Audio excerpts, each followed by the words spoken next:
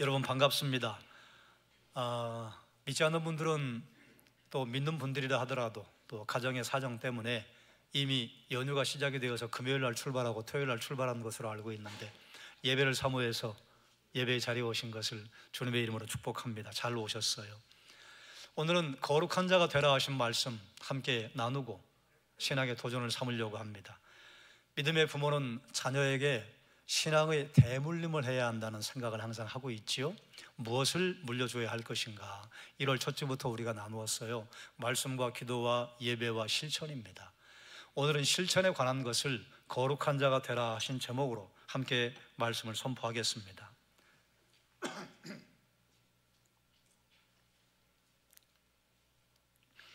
하나님께서 이스라엘 백성들을 부르실 때 하셨던 말씀이 있어요.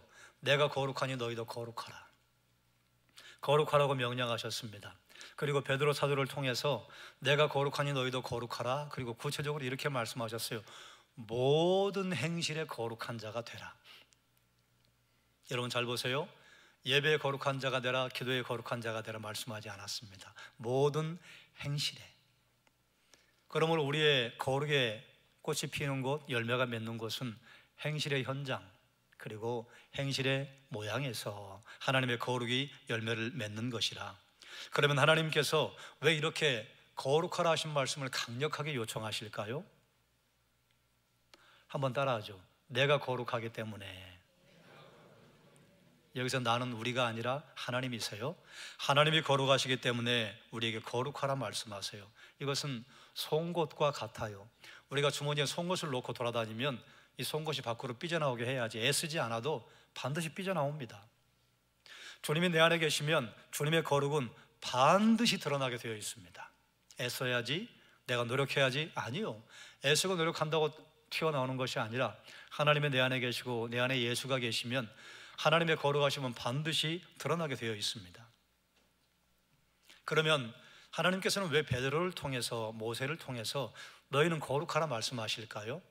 당연한 것인데 당연한 것이 되지 않기 때문에.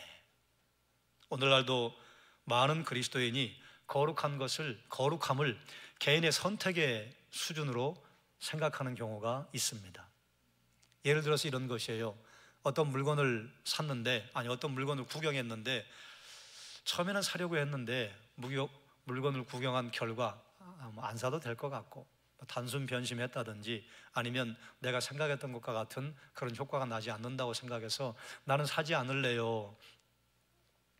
거룩을 무슨 쇼 윈도우 위에 진열이 되어 있는데 그걸 내가 가져온다거나 내가 선택하지 않을 수도 있다고 하는 그런 생각을 하는 그리스도인들이 꽤 많이 있습니다. 많은 사람들이 한동안 예수님을 따르다가 그분을 떠났습니다. 예수님께서 제자들에게 말씀하셨어요. 요한복음 6장 35절에 이렇게 선포합니다. 예수께서 이르시되 내가 진실로 진실로 너희에게 이르노니 인자의 살을 먹지 아니하고 인자의 피를 마시지 아니하면 너희 속에 생명이 없느니라. 아멘. 예수님이 이 말씀을 하시자 사람들이 어렵다. 어떻게 우리가 인자의 살을 먹고 인자의 피를 마셔? 그래서 서로 쳐다보고 수군거리다가 많은 사람들이 예수님을 떠났습니다. 그래서 예수님께서 제자들에게 질문하셨어요. 너희도 갈래? 너희도 가려느냐? 그러자 요한복음 6장 68절에 베드로가 놀라운 고백을 합니다. 시몬 베드로가 대답하되 주여 영생의 말씀이 주께 있사오니 우리가 누구에게로 가오리까? 무슨 말이에요? 영생의 말씀은 여기밖에 없습니다. 그런데 우리가 어디로 가겠습니까? 우린 안 갑니다. 못 갑니다. 수많은 사람들이 예수님께서 하신 말씀을 듣고 선택했습니다. 예수님을 떠나기도 했고 예수님에게 멀찍이 거리를 두고 따라오기도 했는데, 베드로가 한 고백은 무엇인가 하면 우리는 떠날 수 없습니다. 이것은 우리에게 무엇을 말씀하는가? 예수님을 제대로 만난 성도라면 선택할 수 없습니다. 선택하는 게 아니에요. 예수님을 제대로 만났다면 그 예수를 따르는 것이지, 예수님 제대로 만났는데 따를까 말까, 갈까 말까, 그런 일은 없다는 것입니다. 그럼 따를까 말까 고민하고 있다면 어떤 증거가 되는가? 예수님 제대로 만나지 못한 것이에요. 예수님을 제대로 만나지 못한 사람이 예수님 따르지 못하죠. 반대로 예수님을 제대로 만났다면 예수님을 따르지 않을 수 없습니다. 그게 기적이에요. 내 안에 생명이 있는 것이 거룩함입니다. 자, 그러면 거룩함에 관한 말씀을 좀 더 자세히, 거룩함이 무엇인가? 거룩이라고 하는 단어는 하나님의 성품을 묘사하는 데 성경에 사용이 됩니다. 거룩하신 하나님, 거룩한 영, 거룩하고 전능하신 하나님. 그래서 성경은 어디까지 선포하는가? 히브리서 12장 14절에 이렇게 선포해요. 함께 읽겠습니다. 모든 사람과 더불어 화평함과 거룩함을 따르라. 이것이 없이는 아무도 주를 보지 못하리라. 아멘. 화평함과 거룩함을 따르라. 그래야 주를 본다. 이것을 우리가 화평하고 거룩하게 하나님을 따르면 주를 본다, 이 말씀이 아니에요. 오해하시면 안 됩니다. 우리가 화평하고 거룩함을 따를 수 있는 능력을 하나님께서 우리에게 허락하셨어요. 예수 그리스도께서 우리의 심령에 들어오실 때 이미 선한 일을 시작하셨습니다. 그리고 선한 일을 할 수 있는 능력을 우리에게 주셨어요. 그래서 우리가 화평함과 거룩함을 따를 수 있어요. 그러므로 이 성경은 히브리서 12장 14절은 어떻게 해석을 해야 되는가? 주님을 보여주셨어요. 그리고 화평함과 거룩함을 따를 수 있는 능력도 주셨어요. 그래서 우리가 매일 화평함과 거룩함을 따르는 데 힘을 쓰면 매일 주를 볼 것이다, 그 말입니다. 인간의 노력이 선행이 되면 그 뒤에 우리가 주를 볼 수 있다가 아니에요. 우리에게 먼저 주를 보여주셨어요. 먼저 사랑하시고 먼저 나타나시고 먼저 우리의 마음문을 두드리시고 열었더니 화평함과 거룩함을 따를 수 있는 능력을 주셨기 때문에 화평과 거룩함을 따르는 몸부림을 계속하면 매일 주를 볼 것이다. 성경에서 특별히 신약의 거룩함이 무엇을 의미하는가? 성도의 도덕적 온전함을 의미할 때 거룩이라고 하는 단어가 성도에게 적용이 됩니다. 온전함과 자비, 순결과 도덕적인 결백, 그리고 경건을 의미해요. 거룩함은 그래서 항상 긍정적이고 청렴하게 나타납니다. 하나님께서 거룩하시다 그러면 이걸 다른 말로 바꾸면 하나님이 친절하시고 하나님이 자비로우시고 하나님이 순결하시고 하나님이 나무랄 데가 없다, 이런 의미입니다. 그러나 원래 거룩함의 의미는 사람에게 적용할 수 있는 단어가 아니었습니다. 거룩함이란 초월적이고 신비롭고 그리고 경외심을 일으키는 것을 의미했습니다. 하나님의 거룩하심을 생각을 하면 하늘에 속한 것, 신비롭고 두려움을 일으키는 것을 의미했습니다. 그런데 감사하게도 이것이 성도에게 나타나는 은혜를 허락해 주셨어요. 하나님의 임재가 성도에게 임하면 그러면 성도에게 거룩함이 드러나요. 그런데 이 거룩함은 도덕적인 열매로 드러납니다. 모세가 산에서 내려왔을 때 하나님의 거룩하심이 모세를 통해 드러났습니다. 모세가 40일 밤낮 하나님과 함께 있었습니다. 그리고 모세가 돌아왔을 때 이스라엘 백성들은 그가 어디에 다녀왔는지 다 알았어요. 왜냐하면 그의 얼굴에 해같이 빛나고 하나님의 임재의 영광이 그에게 남아있어서 얼굴이 너무 눈부셔서 얼굴을 보고 말할 수 없어서 아이고 얼굴을 좀 가려주세요. 하나님의 거룩하신 임재가 오순절에 다시 나타났습니다. 똑같은 불이 각 사람 위에 임했습니다. 그랬더니 예루살렘에서 그리스도인들이 솔로몬의 행각에 모여 있을 때에 그 능력이 너무 강력해서 수많은 사람들이 제자들을 피했습니다. 사도행전 5장 13절에 이렇게 선포해요. 그 나머지는 감히 그들과 상종하는 사람이 없으나 백성이 칭송하더라. 아멘. 왜 사람들이 제자들을 피했을까요? 무서워서요? 아니요. 제자들이 뭘 무서워요? 제자들에게 하나님의 거룩하심이 드러났던 거예요. 그러니까 무서워 피하는 것이 아니라 신령하다, 정말 순결하다, 정말 아름답다. 그래서 감히 제자들 앞에 서기가 두려웠던 것입니다. 거룩한 임재가 나타난 것이에요. 사랑하는 여러분, 하나님의 이런 거룩하신 임재가 여러분의 삶에서, 여러분의 일상에 드러나게 해주시기를 주의 이름으로 축원합니다. 그런데 만약 어떤 성도가 거룩함에 관한 의식도 가지고 있고 거룩함에 관한 이해도 가지고 있는데도 불구하고 도덕적으로 바른 삶을 살지 않고 있다면 그의 신앙은 죄송하지만 위조일 가능성이 많습니다. 오늘날 꽤 많은 그리스도인들이 하나님 앞에 순수하게 서지 못하고 자기 생각대로 하나님을 축소시켜 버렸을 때 하나님의 거룩하심이 사라졌습니다. 이 말을 이렇게 오해하시면 안 돼요.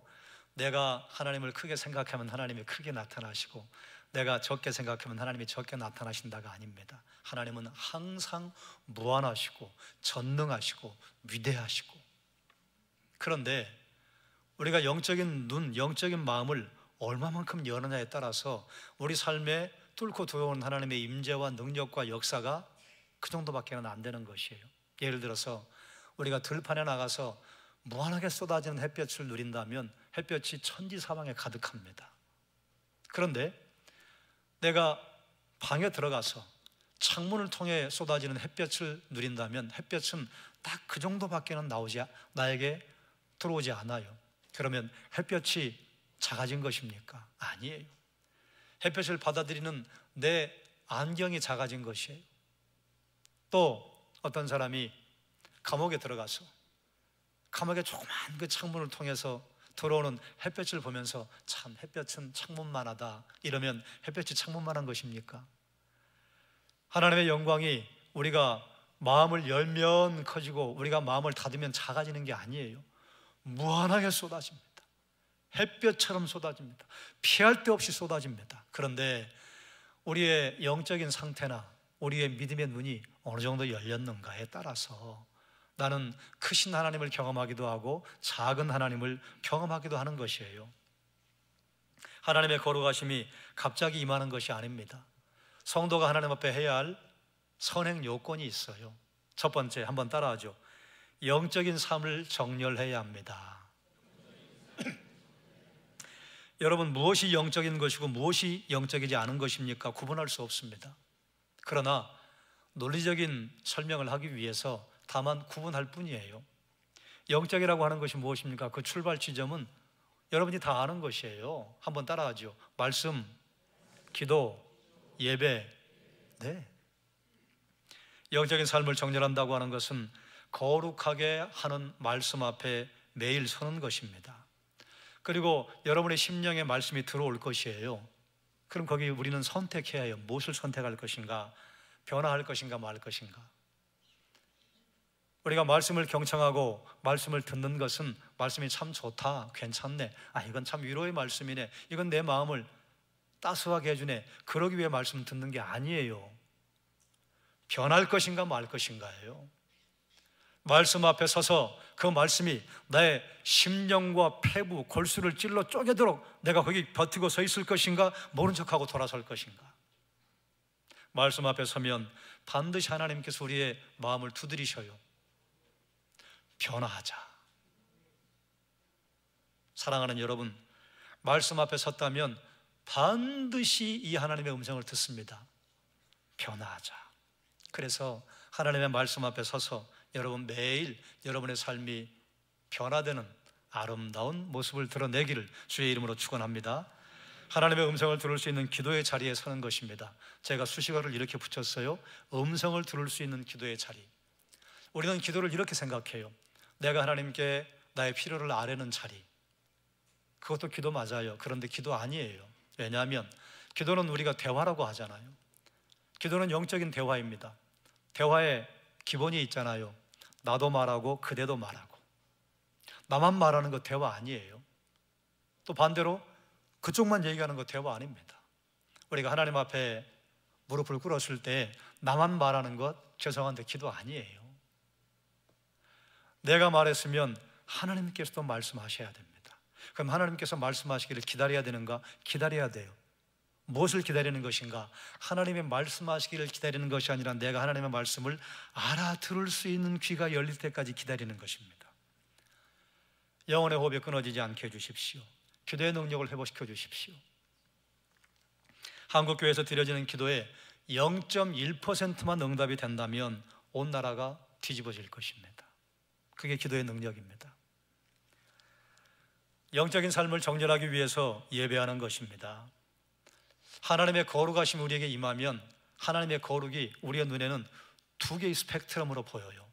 그 스펙트럼이 무엇인가 한번 따라해요. 공의와 사랑. 하나님의 거룩하심이 이 땅에 드러나는데 공의의 모습으로 드러나고 사랑의 모습으로 드러나요. 그런데 하나님의 공의와 사랑이 드러날 때 공의로우심이 드러나면 사랑이 좀 줄어드는가? 아니에요. 정확하게 균형을 이루어요. 하나님의 사랑이 드러날 때 하나님의 공의하심은 좀 줄어드는가? 아닙니다. 하나님의 공의와 하나님의 사랑은 정확하게 균형을 이룹니다. 사실은 이 표현조차도 옳지 않아요. 이 표현이 더 맞아요. 100% 공의로우시고 100% 사랑스러우세요. 그러므로 하나님의 거룩하심이 드러나는 곳에 공의와 사랑이 한쪽으로 치우치는 법이 없습니다.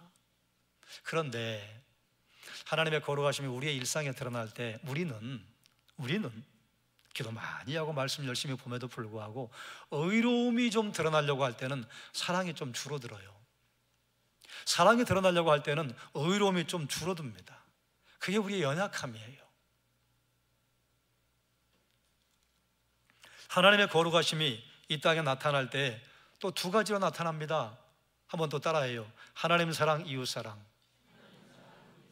하나님 사랑이 뭐예요? 하나님을 섬기고 하나님을 공경하는 것입니다. 그것이 예배예요.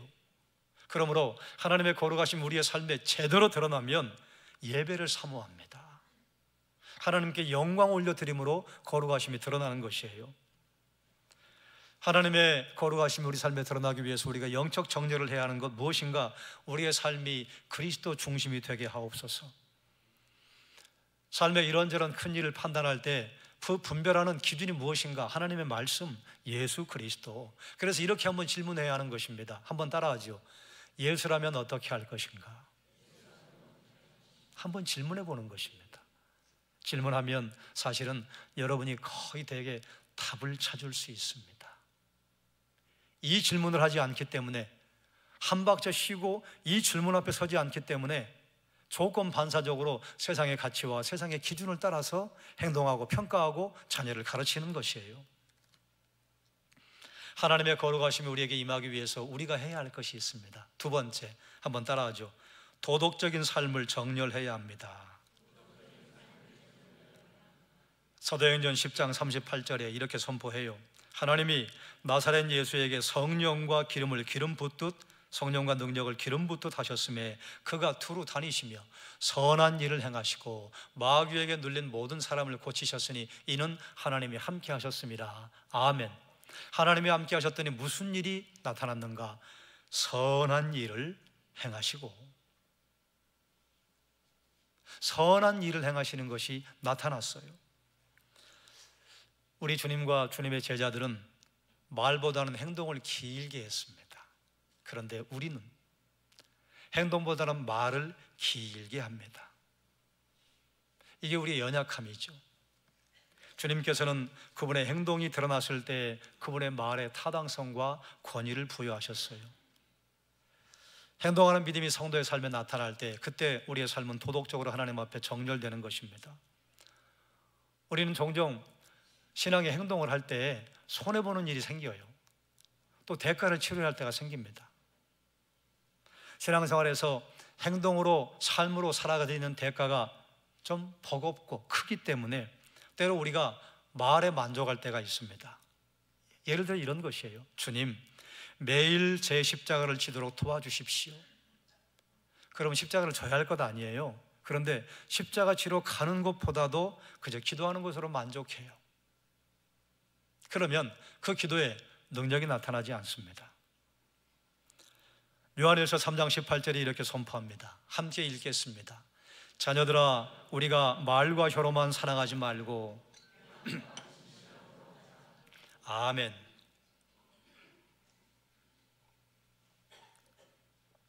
설명이 필요 없겠죠? 그런데 하나 좀 필터링을 통과해야 할 게 있습니다. 이 말씀을 우리 시대에 그대로 적용하면 조금 성경 읽기가 풍성하지 않아요. 이 말 그대로 해석을 해도 돼요. 아니, 말만 앞세우지 말고 행함과 진실함으로 하자. 액면 그대로 받아도 됩니다. 그런데 여러분이 요한 서신을 읽을 때, 특별히 요한복음과 요한 1, 2, 3서, 요한계시록을 읽을 때는 항상 무엇을 배경에 두어야 하는가? 영지주의. 주님의 제자들이 복음을 전하면서, 특별히 사도 바울이 복음을 전하고 나서 유대로부터는 거짓 교사들이 들어와서 율법을 지켜야 한다, 그래야 구원이 완성된다.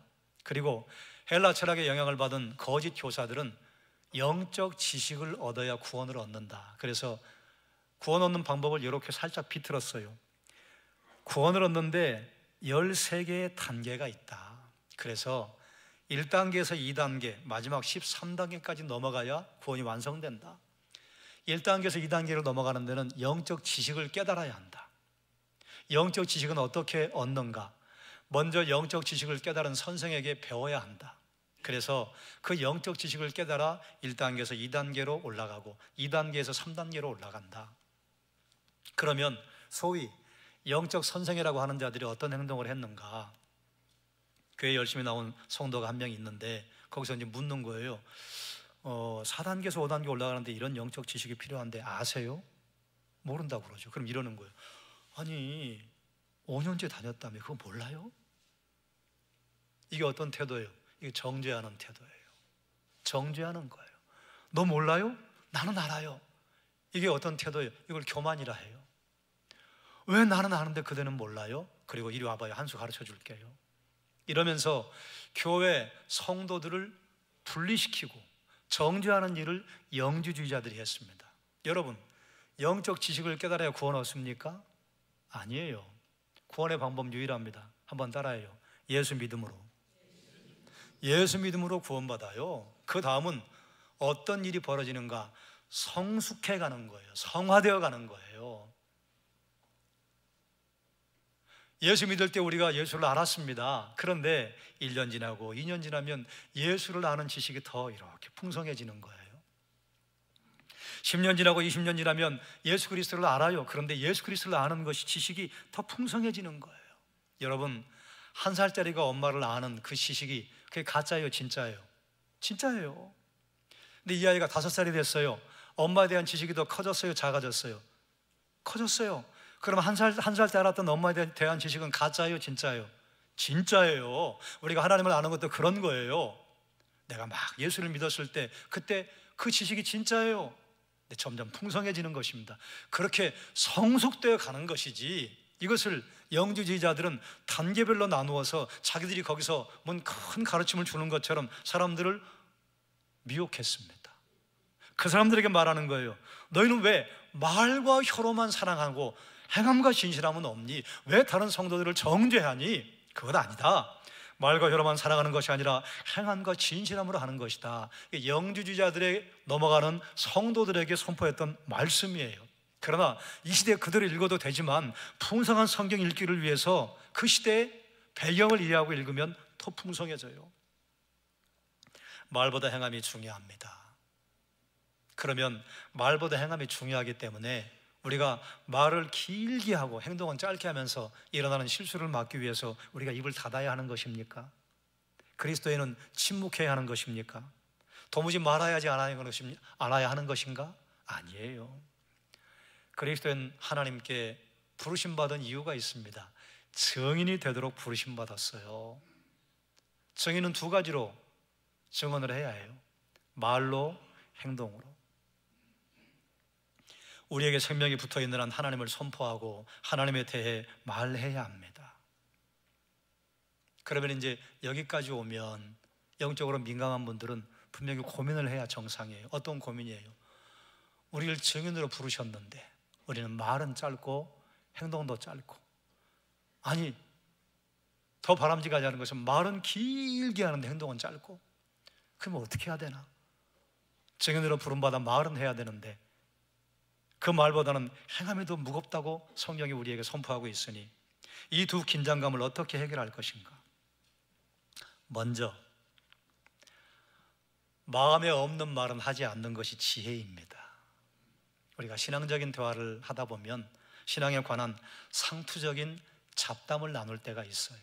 내 것 아닌데 내 것인 것처럼 말할 때가 있습니다. 신앙에 관한 상투적인 이야기를 잡담의 수준으로 떨어뜨리지 않으려면 내게 없는 것을 누가 이야기할 때 나는 말을 아끼면 됩니다. 그게 지혜예요.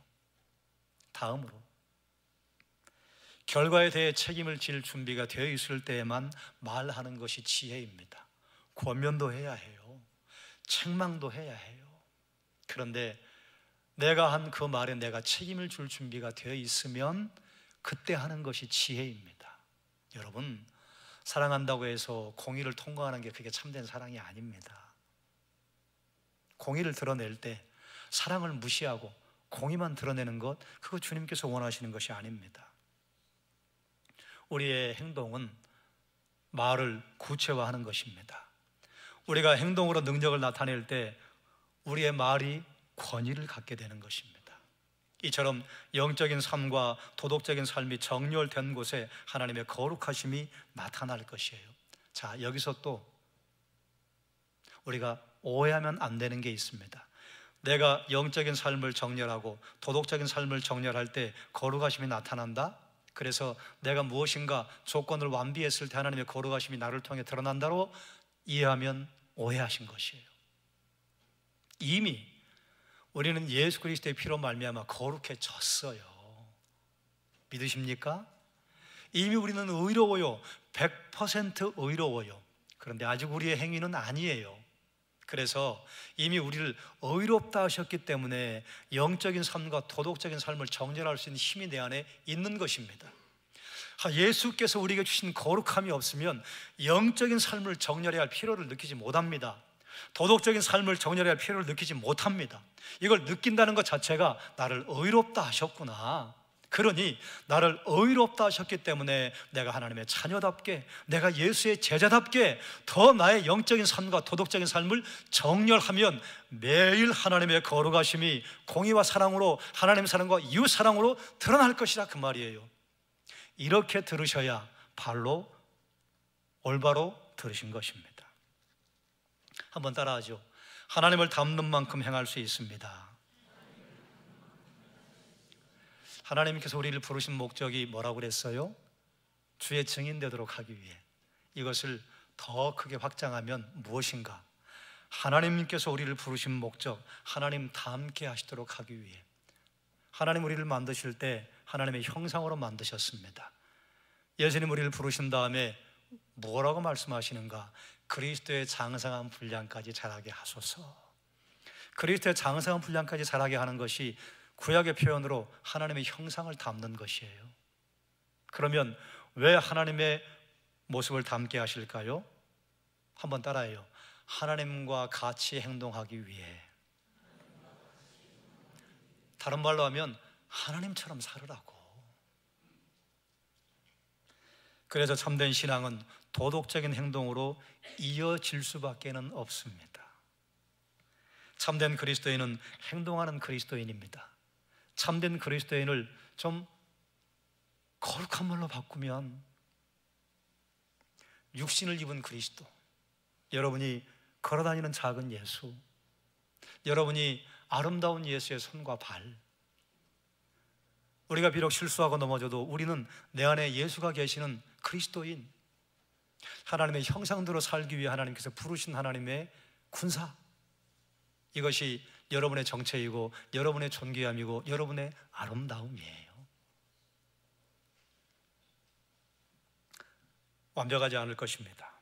하지만 그리스도께서는 믿는 자들의 본성과 행동 안에 그 모습을 드러내기를 즐겨하시고, 드러내기를 갈망하시고, 드러내기를 고대하고 있습니다. 하나님의 거룩하신 우리에게 임하면 하나님 사랑과 이웃 사랑 두 가지로 나타난다고 말씀했습니다.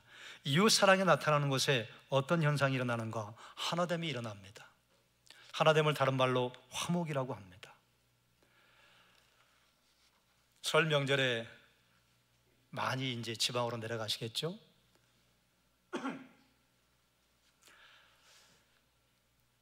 여러분 시댁이나 처가나 또 여러분 친척이 모두 믿는 분들이라면 이런 긴장이 없을 텐데, 여러분이 찾아가는 곳에 믿지 않는 부모님이 계시다거나 믿지 않는 친지들이 있다고 한다면 여러분 설 명절 때 얼마나 긴장을 합니까?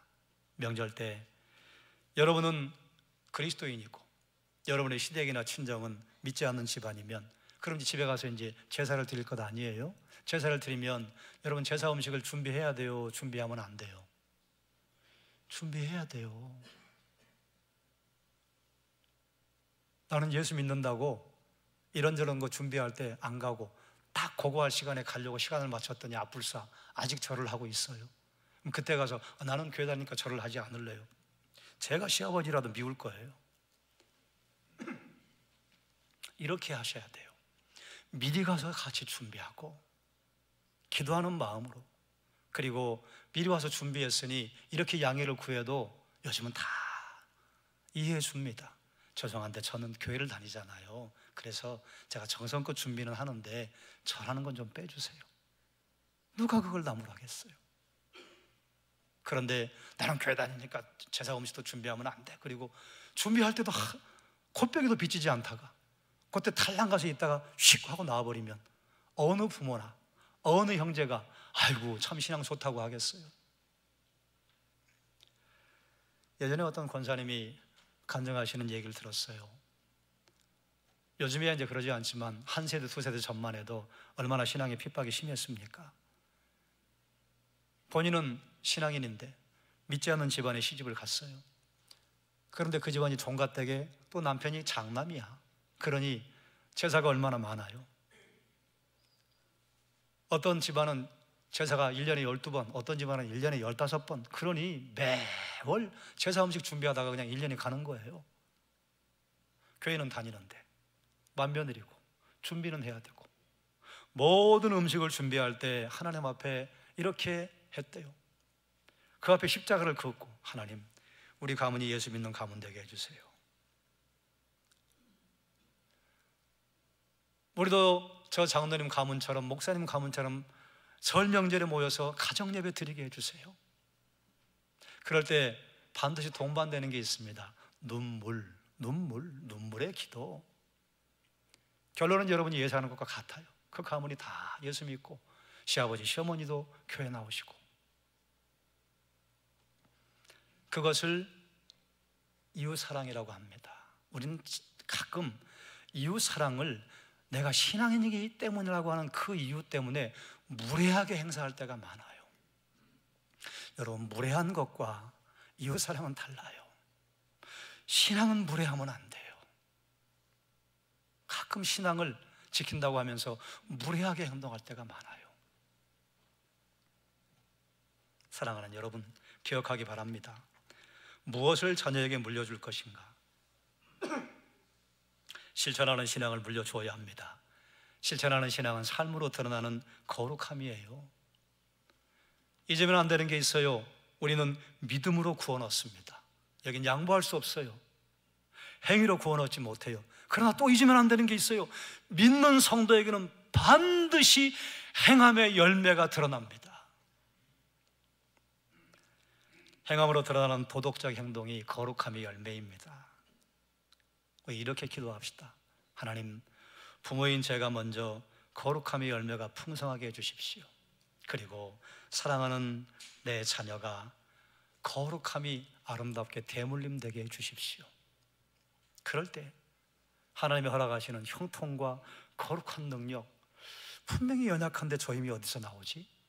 분명히 대충 대해도 될 것 같은데 대충 대할 수 없을 것 같은 아우라가 뒤에서 나온단 말이에요. 이런 능력이 여러분의 일상에 넘치기를 주님의 이름으로 축원합니다. 기도하겠습니다. 기록되었으되 내가 거룩하니 너희도 거룩할지어다. 하나님, 그래서 우리를 부르신 거룩한 이처럼 모든 행실에 거룩한 자로 살 수 있게 하여 주시옵소서. 하나님께 영광과 존귀를 올려드립니다. 예수님의 이름으로 기도드리옵나이다. 아멘. 찬송가 445장.